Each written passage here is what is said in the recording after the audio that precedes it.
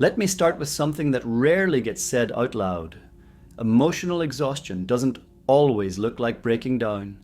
It doesn't always look like crying in the dark or falling apart. Sometimes it looks like functioning, getting up every day, doing what needs to be done, answering messages, showing up to work, smiling at the right moments, and still feeling strangely empty inside. It looks like being responsible. It looks like being dependable. It looks like being fine. The emotionally exhausted adult is not dramatic. They're not loud about their pain. In fact, they're often the most reliable person in the room, the one who keeps things moving, the one who doesn't complain, the one others lean on. And that's exactly how the exhaustion begins. It doesn't start suddenly. There's no clear moment where someone says, "I am now emotionally exhausted." It creeps in quietly, a little less patience than before, a little less excitement about things that once mattered. A strange heaviness when waking up even after a full night of sleep. What makes emotional exhaustion so confusing is that life on the outside can look completely fine. There may be a job, responsibilities, routines, even achievements, but inside there is a deep tiredness that rest doesn't seem to touch. Because this kind of exhaustion is not about the body. It's about the mind, or carrying too much for too long.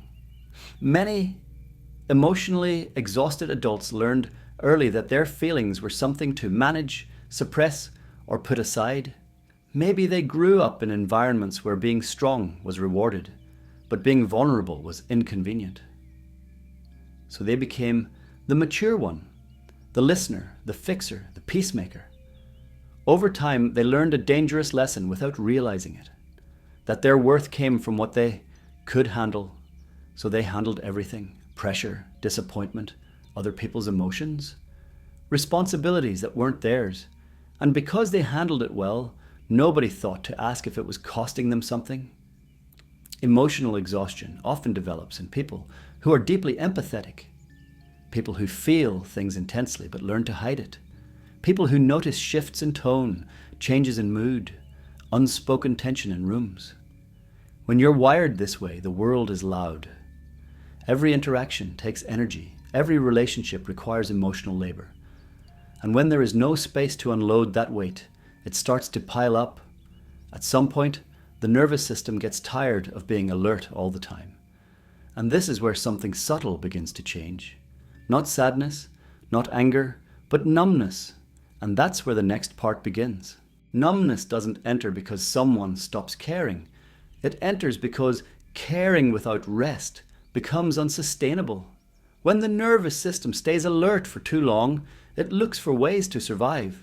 So it turns the volume down. Joy feels muted. Sadness feels distant. Even anger loses its sharpness. Many emotionally exhausted adults describe this as feeling flat or hollow. They're not deeply unhappy, but they're not fully alive either. Life starts to feel like something they're managing, not something they're experiencing. From the outside, this numbness is often misunderstood. It can look like laziness, like detachment, like a lack of ambition. But from the inside, it feels like walking through life with a constant low battery warning. Another common sign of emotional exhaustion is irritability over small things. When emotional reserves are depleted, the nervous system becomes sensitive. Minor inconveniences feel overwhelming. Small interruptions feel intrusive, not because the person is unreasonable, but because there's no emotional buffer left. When you've been holding yourself together for a long time, even tiny cracks feel threatening. Emotionally exhausted adults often feel guilty about this. They wonder why they can't just be grateful, why they can't enjoy what they have, why they feel overwhelmed when others seem to manage fine. What they don't realize is that they're comparing their inner load to someone else's outer behavior. Everyone carries different invisible weights. Another layer of emotional exhaustion comes from unexpressed emotions. Feelings that were never fully processed don't disappear. They settle into the body.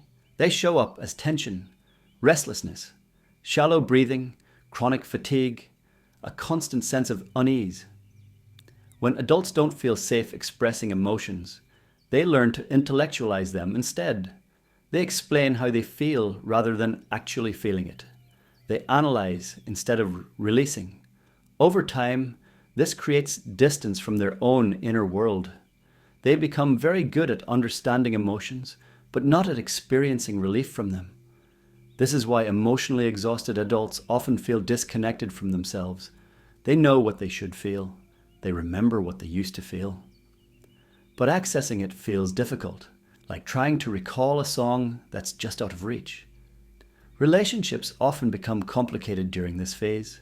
Emotionally exhausted adults still care deeply about others, but they struggle to show up the way they used to. Conversations feel draining. Social interactions feel like tasks. Even people they love can feel overwhelming.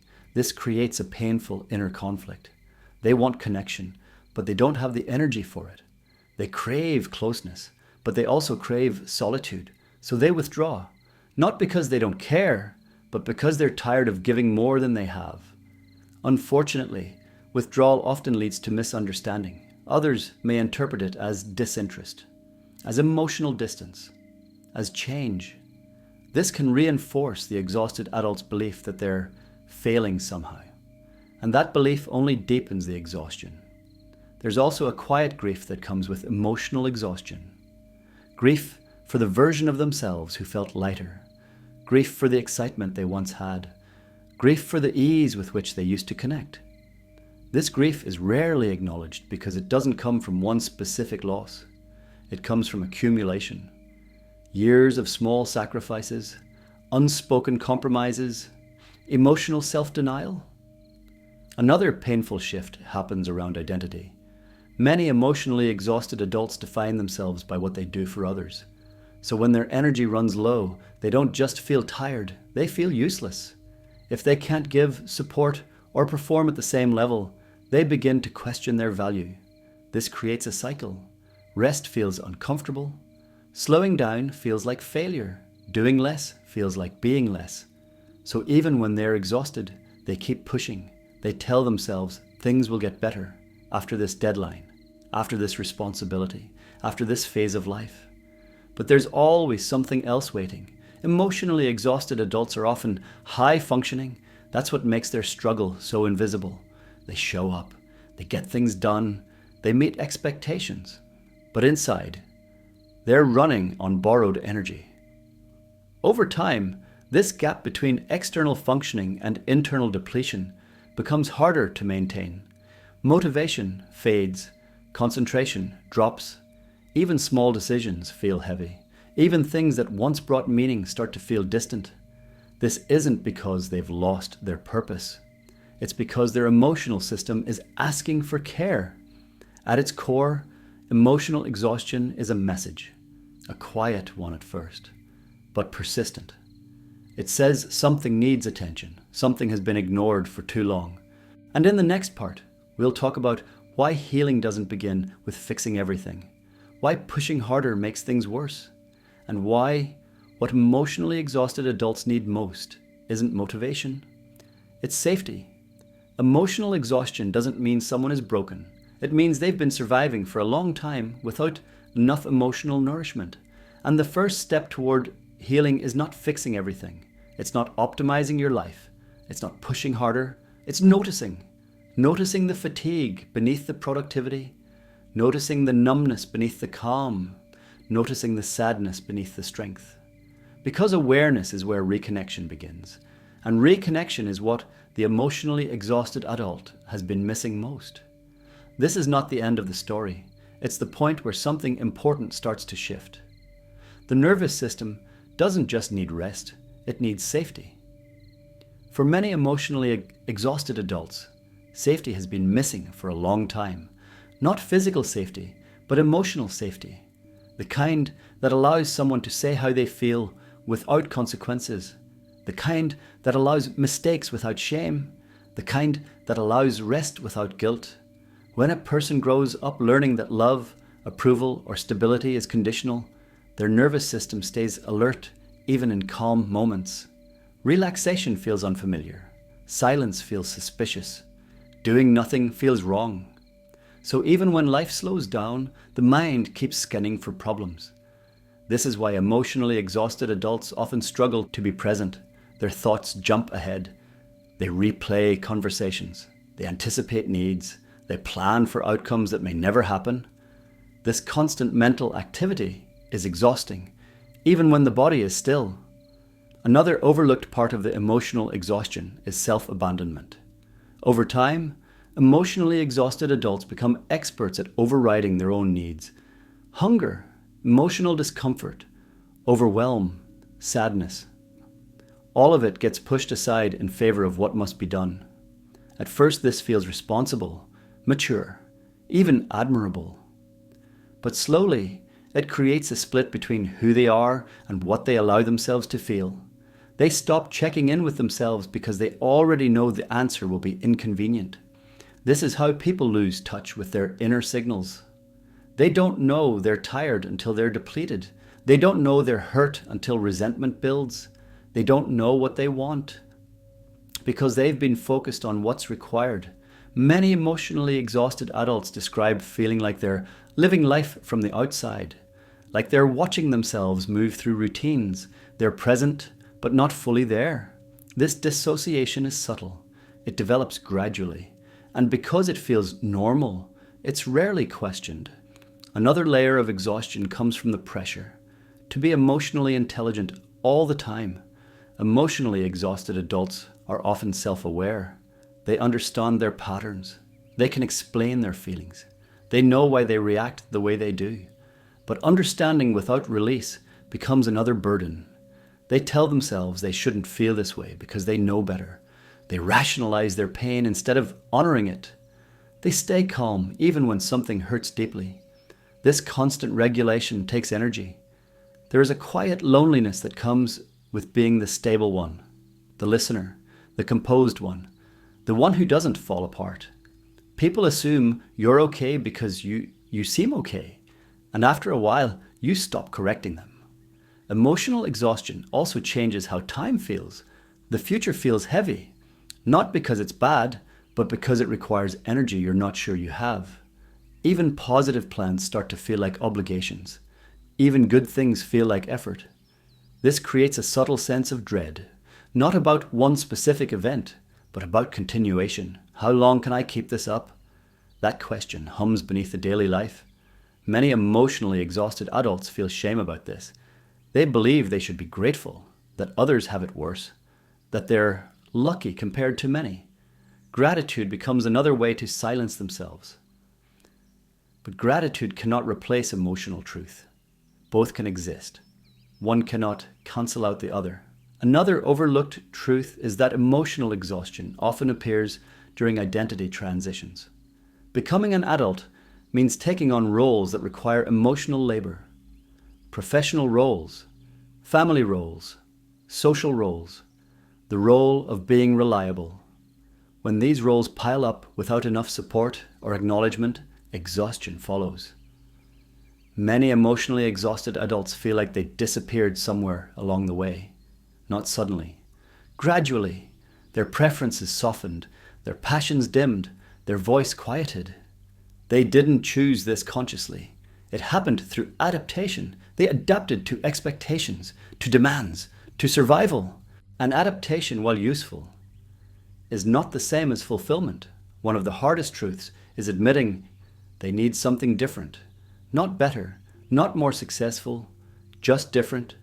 Different pacing, different boundaries, different expectations of themselves.